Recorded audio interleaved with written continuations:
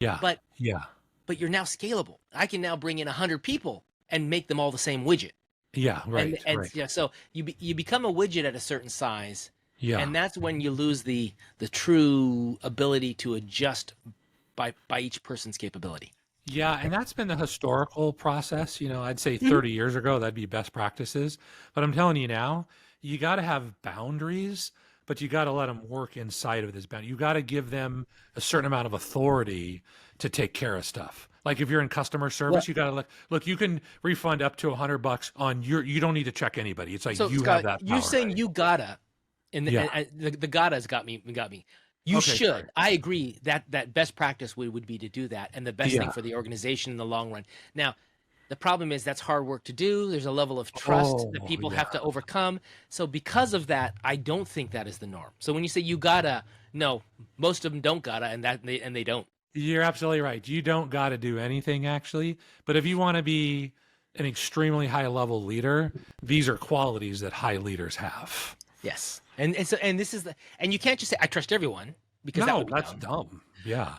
But then I can't micromanage everyone because that's Nope. dumb.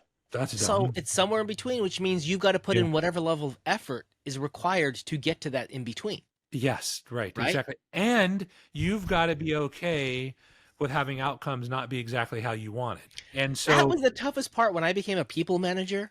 yeah, Was what's the thing? What got you here won't get you there, right? right. Is there's a Exactly. book, right? So you might be the best at process A, and that's why they Yeah. put you in charge of process A. But Yeah. now Right. you're managing other people who do process A. Your job is no longer to do process A. Right. It's to Exactly. manage the people that do process Yeah. A. So Exactly. suddenly, you go, I know how to do that better than the people beneath me. Oh, Yeah, yeah, but of that's not your course. job anymore. It's your job is to train them. Your job is to get them up to your level is what your Yeah. job is. And some may never get to your level. Right? They're Some may good not. enough, but they're not at what you were doing it at. You Yeah, might be the best person in the world, and no one will ever be as good as you in doing process A. that's right. But That's that's right. okay because that's not your job anymore. That's not That's a your job. tough thing, especially if your identity is in your work. Oh, that's a tough thing. I mean, I experienced that. I mean, we built this company HearLink that did like hearing aid stuff, and my processes were so tight. Like literally, I would come in and they would basically tell me, go away. Because basically at this point, you're just slowing down. You're just mucking up the machine. And I'm like, man, that took a huge like ego hit and a thing. And it's like, but I'm like, you're right. I just need to stay out of it. I just need to stay away. Oh, the processes your team was following were so tight that they didn't that you actually made the process less efficient. Yeah. Yeah. Yeah. And they would tell it to me. And I'm like, damn, that's a tough one, but you're right. You're right. Okay, let me go away. And now all of a sudden, just like you were talking about, when you spark the thing now, it gets to my identity. It got to my identity because I wasn't needed anymore.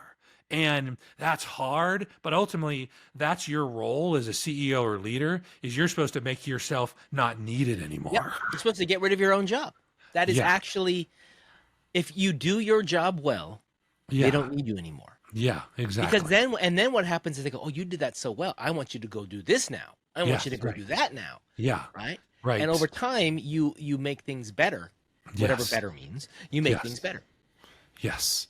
Yeah, and that's a hard thing to take, man. It's like that's ego, it's feelings, there's all sorts of stuff that you've got to try to get rid. You've got to make. I'm babbling at this point. Let me go to a martial arts example. So typically, if you see some start to get higher level, right? Maybe you start to get like second or third degree black belt.